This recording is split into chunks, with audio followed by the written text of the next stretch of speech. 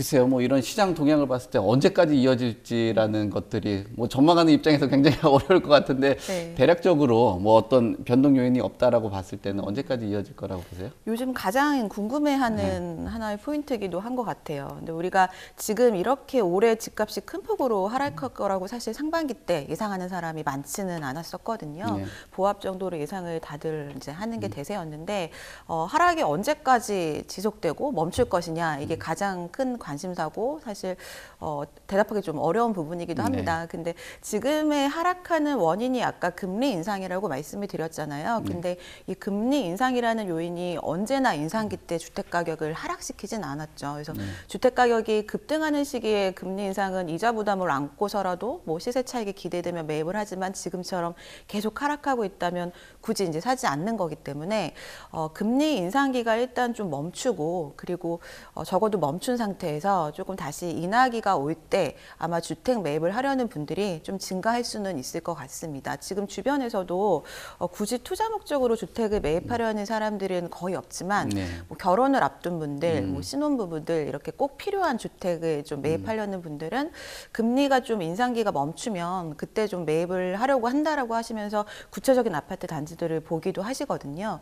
근데 그때 매매되는 거래들이 사실상 주택 가격을 더 하락시킬 수 있는 그런 수치를 가져올 수는 있을 것 같아요.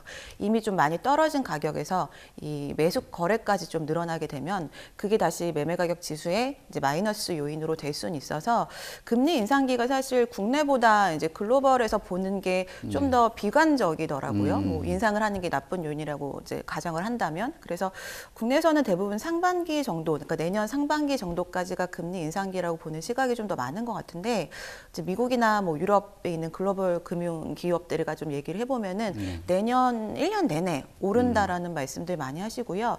미국의 한 이제 은행권에 근무하시는 전문가분은 굉장히 좀 충격적인 수치도 얘기를 하더라고요.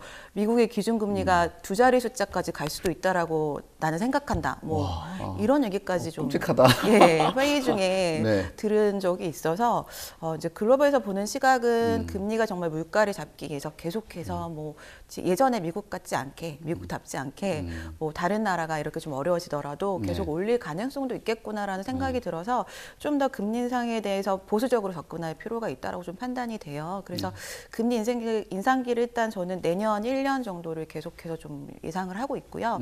그렇다면은 2024년 상반기 정도까지는 계속해서 하락이 이어지지 않을까. 그리고 그 이후에는 국지적인 부분이 좀 강하기 때문에 수도권 안에서도 서울과 경기, 인천을 좀 다르게 봐야 될 것 같고요.